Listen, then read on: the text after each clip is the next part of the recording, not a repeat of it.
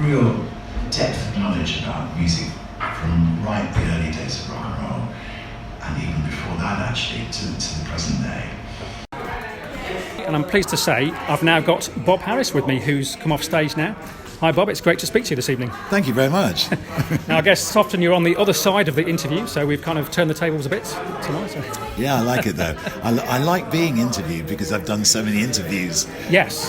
Been interviewing people myself for so many years, so actually to be on this side is good. Yes, it makes a refreshing change, as they say. Yeah. Yes. Well, it was great to hear you tonight and hear stories of you meeting people such as Elton John and John Lennon, artists such as Bruce Springsteen in the early days of their career. It was very interesting to hear. I mean, in particular, Elton John, you met him when he worked in a record shop in Soho, I believe. Yeah, the Musicland record shop in Berwick Street. Yes. It's my favourite record shop in the late 60s. And I just co-founded Time Out magazine with Tony Elliott. Yes. And I took some copies of the magazine into Musicland to ask if they'd take them on sale or return. Yes. And the chap behind the counter said, I'll take a few copies of your magazine if you promise to review my new album in your next edition. Yes. And he gave me a copy of Empty Sky, and it was the first time that I had ever met Elton. Oh, wow. Serving behind the counter at Musicland, yeah. Yes, that's certainly a great memory, and you've stayed with him throughout his career, really, and from interviewing him on Whistle Test through continuing to have him on your radio shows after. Yeah, as well. Absolutely. Well, we stayed good friends. Yes. Through all these years. It's good.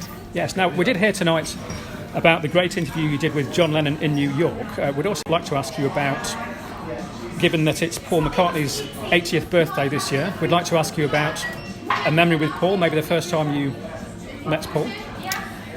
Yeah, I mean, I've met Paul many times during the years. The very first time was, I didn't know it was him. Yes. 72, Jeff Griffin, my old radio producer, and I had just drawn up outside Broadcasting House. And I felt a tap on the shoulder, and I turned around, and there's this guy standing there with his thumb up going, love what you're doing on Whistle Test, keep up the good work. Gotta go. And he ran to a waiting cab.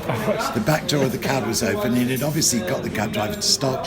He ran out, said hello to me, went running back to the cab. I looked back at Jeff going, no, surely that was... And we almost sort of dismissed the idea that it can't possibly be Paul McCartney.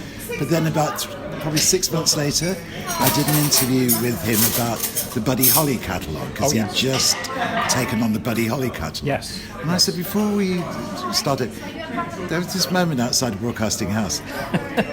It wasn't you, was it? And he said, yeah, of course it was. Oh, right. Yeah, so that was the first time I'd met Paul. And the time in recent years that I most enjoy spending time with him was when I put together the material for a documentary show that I did called The Day John Met Paul, which was the anniversary of the day the two of them met on the 6th of July 1957. So, Tonight you've been doing a spoken word show, but you have also been sharing the stage with Johnny Morgan, who I believe is an artist who you've been working with at your Apple Tree Studios. Indeed, and Johnny's signed to... We've got a little publishing company. Yes. Under the Apple Tree Publishing. We've partnered with Peer Music, which is the biggest independent music publishing company in the world. Yes. So Johnny and Els Bailey are our first two signings. Yes. And now we've signed Judy Zook. So we're well underway, and we're particularly excited about Johnny because we do think that he's really, really great. Yes. Actually, we've had Els Bailey on a show actually a while back. She's amazing. Yes. So, in terms of your Apple Tree studio, is it a sort of invitation for artists to come in? What they need to do if they're interested to... Is to go on to my website and follow the link through to the Under the Apple Tree website. Okay. And there's an application form there, which goes then through to Miles. And Miles is the A&R department, really. Right. So yes. that's who they would need to talk to. Oh, I see. I'll explain to the listeners. Miles is your son. Is that right? Yes. Yes. And he has been here tonight? Yes, he has. He was compare. Yes. Good. Well, it's great to talk to you. Yes, it's been great to speak to you.